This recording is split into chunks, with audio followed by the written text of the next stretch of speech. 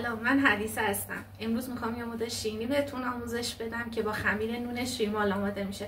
بریم با هم درستش. اول به اندازه من 3 تا پیمونه قنادی پر آرد قنادی نیاز داریم. 50 گرم کره نیاز داریم. به اندازه 1 قاشق چایخوری نمک و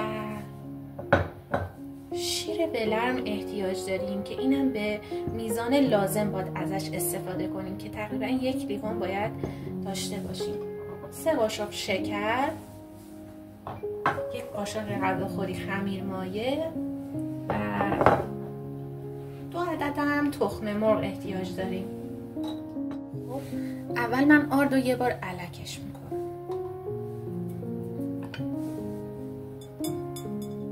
آردو یه بار الکش کردم. 3 قاشق شکر رو با نمک و پودر خمیر مایه با هم اضافه کردیم. مواد خشکمون رو با هم یک جا با هم دیگه مخلوط بشه. خب تخم مرغمون رو اضافه میکنیم. بهش اضافه میکنم این یه دونه رو فقط سفیده رو میخواستم زردش رو نگه دارم برای رومال ولی نشد، افتاد توش. حالا یه تخم مرغ دیگه جدا باید بشکنم برای زرده. شیرمون رو یه جا اضافه نمی کنم، آروم آروم اضافه میکنم. اینا رو هم میزنم تا خمیرمون شکل بگیره.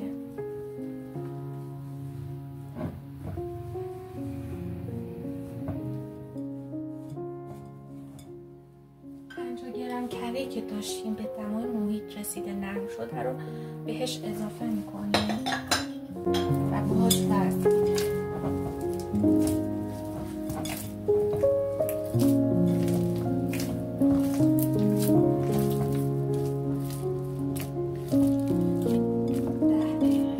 ورزش بدیم.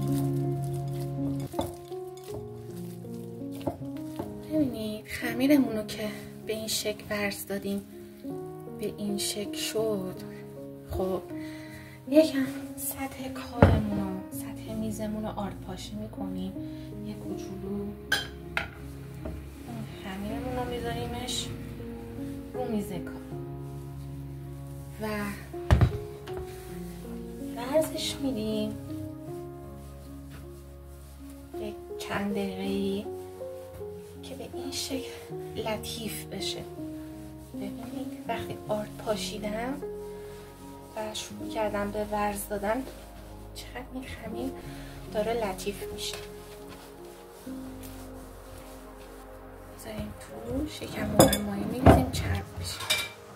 روش رو اول با یه ظرفی میپوشونم و یه دستمالم میکشم روش، میذارم تو دمای محیط آشپزخونه یه 45 دقیقه استراحت کنه.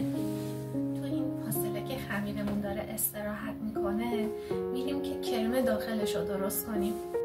5 تا از این شیر ریختم. 5 تا پیمونه که شیر ریختیم به اندازه هر یه پیمونه 1 قاشق پر آرد گندم استفاده میکنیم. داخل این از هر نوع آردی میتونید استفاده کنید، زیاد فرقی نمیکنه. الان این 3 تا 4 تا و اینم 5 تا سرپر باید بریزینش. من اینو هم میزنم. 3 قاشق شکرم بهش اضافه میکنم. خب اینو الان میذارم کنار و این لبو رو پوره میکنم. اینو باید بریزیم داخل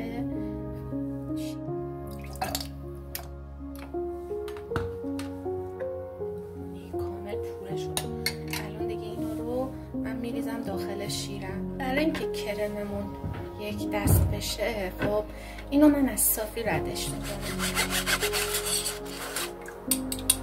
کرممون رو که آماده کردیم از صافی رد شد میذاریم رو شعله گاز، حرارت رو کم میذاریم و ما باید مدام هم بزنیم که ته نگیره.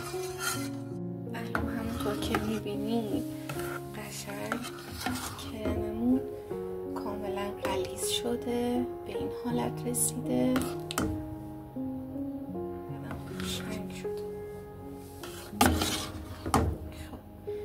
این مرحله که رسید یه 2 قاشق گلاب هم بهش اضافه میکنیم.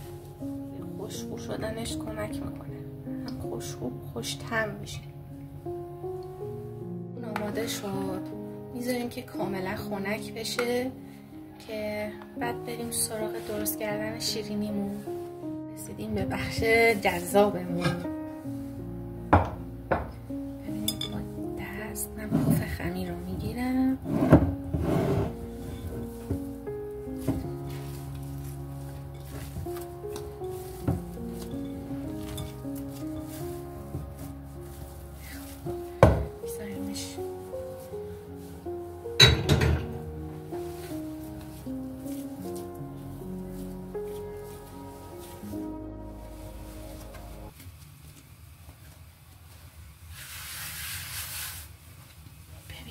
من این خمیر رو کامل پهنش میکنم رو سطح کار.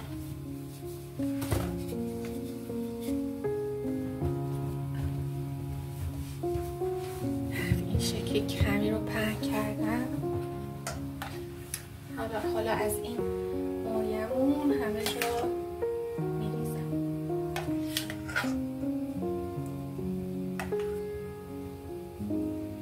ببینید این شکلی همه جای خمیر رو به این فرنی آغشته میکنمش.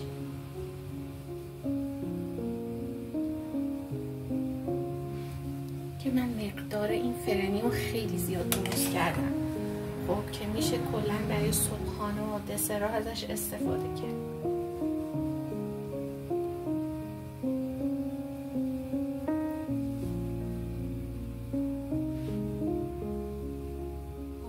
من اینو رول میکنم شکلی.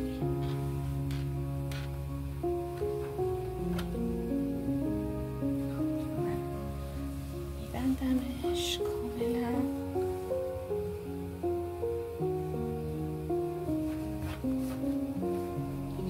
کشم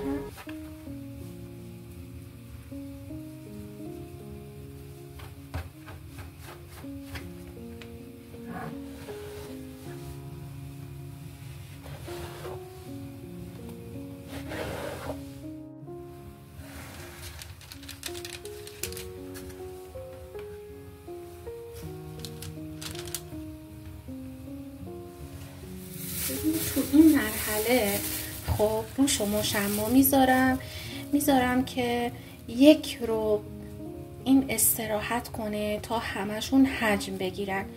تو این فاصله هم فر رو روشن میکنم، تو دمای 200 درجه میذارم که فر کاملا داغ بشه. یه دونه از زرده تخم مرغ و کامل، البته تخم مرغش کوچیک بود واسه همین کامل من هم میزنم که کاملا لختگی در بیاد. خب که شیرینیامون کاملا خمیرش حجم گرفته. الان روشو با زرده تخم مرغ رومال میکنم.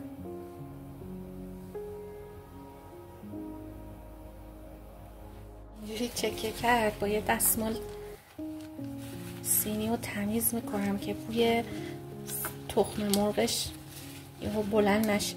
این کاملا الان پخته. 5 دقیقه طول کشید که به این حجم برسه. من الان گریل بالا رو روشن کردم و باید بالا سرش بمونیم که یهویی میبینی روش میسوزه و حواسمون جمع باشه. 1 دقیقه دیگه میذاریم که درش رو میبندیم، بالاش هم طلایی بشه. خب شیرینیامون آماده شد. الان داغه، باید یکم صبر کنیم که خنک بشه، بعد به راحتی از داخل این کاغذ روغنی ها جدا میشه. اینم از شیرینیامون که آماده شد. ممنونم از شما که آموزش من رو تماشا کردین. امیدوارم هر جای این کره خاکی هستین دلتون شاد باشه و در آرامش زندگی کنین. اگه دوست داشتین سابسکرایبم کنید که آموزش‌های بعدیمو که آپلود میکنم براتون به نمایش گذاشته بشه و با لایک و کامنت ازم حمایت کنید.